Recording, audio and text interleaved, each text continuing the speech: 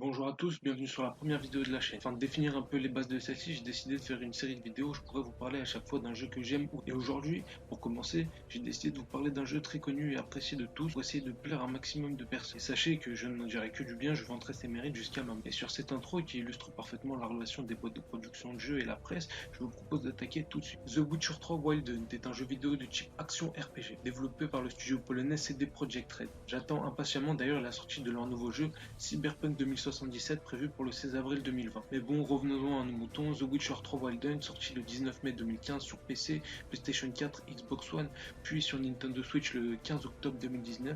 Il fait suite narrativement à The Witcher premier du nom, sorti en 2007, The Witcher 2 Assassin of King, sorti en 2011, et il est ainsi le troisième jeu vidéo à prendre place dans l'univers littéraire du sorceleur, créé par l'écrivain polonais Andrzej Sapkowski, mais aussi le dernier à présenter les aventures de Geralt de Rive en jeu vidéo. Déjà 5 ans que cette merveille du jeu est sortie sur nos écrans, et je pense que personne ne me contredira si je vous dis que The Witcher 3 est un très bon jeu avec des bases solides, à tel point que même les gamers les plus durs auraient bien du mal à cracher dessus. Il est tellement aimé du public qu'on entend même que ce serait le jeu de la décennie voire du siècle, et c'est sûr qu'avec le bon nombre de points forts qu'il possède et son peu de faiblesses, on serait presque tenté de dire que c'est un jeu parfait. Et bien que je ne pense pas que la perfection existe ou qu'elle soit un objectif défini dans la création d'un jeu, je pense qu'il sera intéressant de connaître les points sur lesquels The Witcher 3 s'établit comme étant un bon jeu pour qu'ensuite il puisse éventuellement nous servir de point de repère quand on abordera la critique d'un autre jeu. J'aimerais revenir très rapidement sur la trame principale de ce troisième opus, l'histoire que ceux qui ne connaissent pas les jeux puissent avoir un minimum de contexte.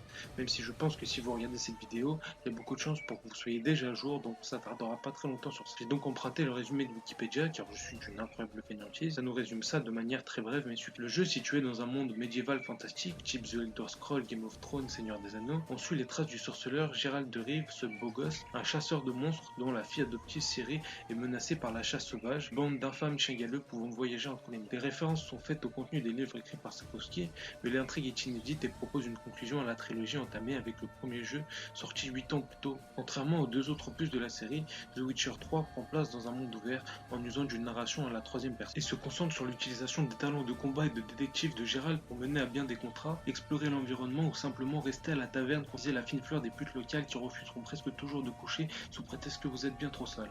Au niveau du scénario et de la narration, comme dit au-dessus, des références sont faites à l'œuvre originale, mais l'épisode possède une intrigue inédite vraiment bien construite et très immersive qui prend son temps pour s'étaler sur une grande partie des zones du jeu, sans qu'on ait jamais le temps de s'ennuyer, et en plus de ça, on a la narration à la troisième personne qui a pour effet de renforcer encore plus l'immersion, mais aussi l'identité de l'œuvre en tant qu'univers de roman interactif. Je voulais aussi insister sur le monde ouvert de ce jeu, qui est ma foi vraiment incroyable comparé à la merde qu'on ne sait ailleurs, que ce soit dans sa diversité de monstres, de paysages, de PNJ aux allures et cultures diverses, tout ça est très bien fait et a même pour effet de faire briller le lore fourni de la saga du sorceleur. La vie est bien répartie, même dans les zones d'exploration les plus reculées, et surtout elle est présente. On sent que ce monde a été vraiment travaillé, qu'on se fout pas de notre gueule. Très peu de bugs, voire aucun en 150 heures de jeu. Des quêtes secondaires variées, très bien écrites, on ne se sent pas frustré de devoir refaire maintes et maintes fois la même mission en boucle, ou le même type d'action répétitive qui casse le plaisir de jeu, et c'est encore quelque chose qui appuie sur l'immersion.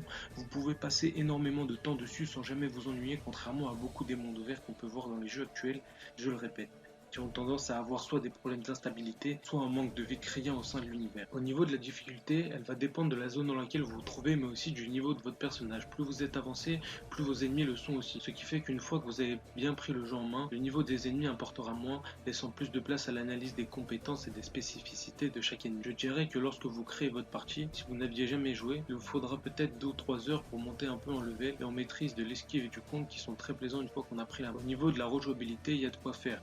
La quête principale a plusieurs embranchements qui peut se résoudre selon 36 fins différentes et une multitude de missions secondaires, et vient s'ajouter à ça une quarantaine d'heures de jeux supplémentaires grâce aux 2 DLC actuellement disponibles. Niveau graphisme sur console, en tout cas, c'est vraiment un jeu super beau, il n'y a rien à dire. Et au niveau du gameplay, bien que tout soit plus ou moins très maniable et agréable pendant l'expérience de jeu, on pourrait juste rajouter qu'on galère certaines fois pour monter sur son cheval ou s'accrocher à un rebord, ou alors les risques de chute qui sont plutôt nombreux et violents qui nous obligent à faire attention où on met les pieds. Mais bon, ça reste très léger et je vais pas faire mon enfant gâté. Nous nous rapprochons donc de la conclusion de cette vidéo, mais avant ça, je voudrais vous parler du modèle économique du jeu et des contenus supplémentaires à télécharger. Sachez qu'il n'y a aucune microtransaction ni abonnement quelconque dans le jeu, et je trouve que c'est un point important à noter aujourd'hui en 2020. Actuellement, 2 DLC très conséquents sont en vente dans les stores aux alentours de 20€, mais aussi un bon nombre de quêtes supplémentaires et quelques armures, armes ou encore exécutions sont dispo en contenu téléchargeable gratuit toujours sur les.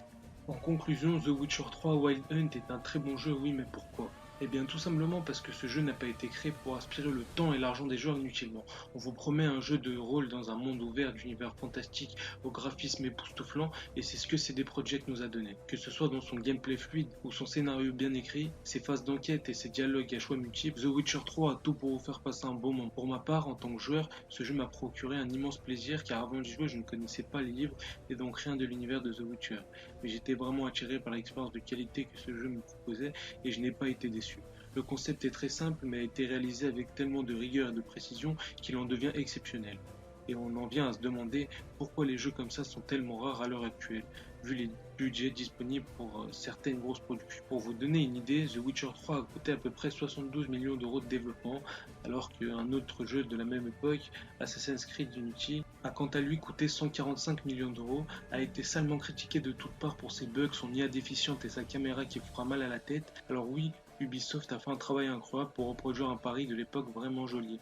Et ce qu'on attend d'un jeu avant tout, ce n'est pas d'être joli, limite c'est du second plan. Ce que je veux, c'est pouvoir jouer, évoluer dans un monde intéressant et que ce soit un minimum fluide pour arrêter de nous prendre pour des cons, mettre le contenu d'un musée dans une boîte et appeler ça un jeu. Merci. Je tiens quand même à vous prévenir que ce soit les romans, les jeux ou encore la série sortie dernièrement, l'univers du Witcher s'adresse à un public averti. Entre sexe, violence et monstres qui dévorent des villages entiers, la guerre a son lot de puteries qui pourrait en choquer ça. Bon, moi j'en ai fini avec ce jeu, je tiens juste à vous rappeler que ce n'est que mon avis personnel et vous savez ce qu'on dit sur les avis, chacun possède le sien. Alors n'hésitez pas à vous exprimer dans les commentaires si vous en ressentez l'envie. Allez, ciao.